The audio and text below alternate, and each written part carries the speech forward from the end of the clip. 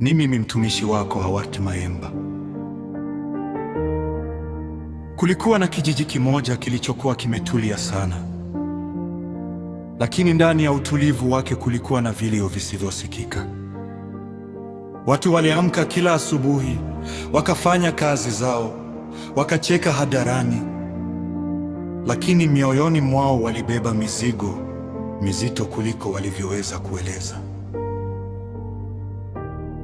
Katika kijiji hicho aliishi mtu mmoja aliyeitwa Baraka. Hakujulikana kwa utajiri wala kwa elimu kubwa. Watu walimjua tu kama mtu wa kawaida aliyependa kukaa pembeni, akitazama anga jioni linapogeuka rangi ya dhahabu. Lakini Baraka alikuwa na siri. Kila usiku alisikia sauti moyoni mwake. Sauti haikuwa ya kelele, haikuwa ya hofu, ilikuwa tulivu kama upepo wa alfajiri. Sauti hiyo ilimuuliza swali lile lile kila siku: umeishi kweli? Umezoea kuishi. Mwanzoni alipuuzia, alidhani ni mawazo yake tu, lakini siku zilivyopita, swali hilo lilianza kumfuata kila mahali: shambani, sokoni, hata alipokuwa akicheka na watu. Siku moja alipoteza kila kitu alichokitegemea. Kazi ilipotea, marafiki waliondoka, watu waliokuwa wakimzunguka wakaanza kumkwepa. Ndipo akagundua jambo ambalo wengi uligundua wakiwa peke yao: dunia hukupenda ukiwa na kitu cha kutoa, lakini Mungu hukupenda hata ukiwa umevunjika. Usiku mmoja, akiwa amekaa chini ya mti mkavu, Baraka aliangalia mikono yake na kusema kwa sauti ya chini: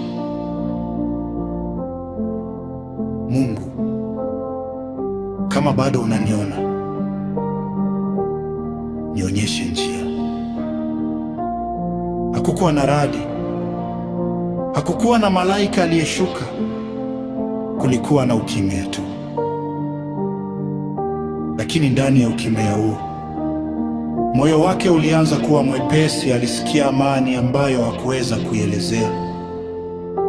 Ilikuwa kama mtu aliyekuwa akibeba mzigo mzito kwa miaka mingi, halafu ghafla akaweka chini bila kujua lini aliushusha. Siku iliyofuata hakupata muujiza mkubwa, hakukuwa na pesa ghafla, hakukuwa na sifa kutoka kwa watu, lakini kulikuwa na kitu kikubwa zaidi. Tumaini lilirudi. Alianza kusaidia wengine waliokuwa na huzuni kuliko yeye. Aliwasikiliza waliovunjika moyo, aliwafariji waliokata tamaa. Na ajabu ni kwamba jua alipomwinua mtu mwingine, yeye mwenyewe aliponywa kidogo kidogo. Ndipo aligundua siri ya kiroho ambayo wengi hawajua. Mungu hakuponyi maisha yetu kwanza, huponya moyo wetu, na moyo ulioponywa huanza kujenga maisha mapya. Miaka ilipita, watu walianza kusema Baraka ana hekima ya ajabu. Walimfuata kwa ushauri, walimwita walimu, lakini yeye alitabasamu tu, akijua ukweli mmoja: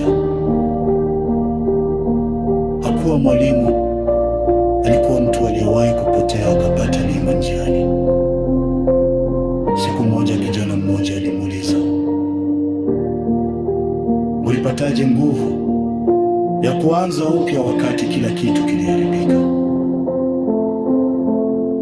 Baraka akajibu polepole, nilipoacha kumtafuta Mungu kwenye miujiza, ndipo nilipomkuta ndani yangu. Na Hapo ndipo kijiji kilianza kubadilika, sio kwa sababu ya mahubiri makubwa, bali kwa sababu ya moyo mmoja uliokubali kubadilishwa.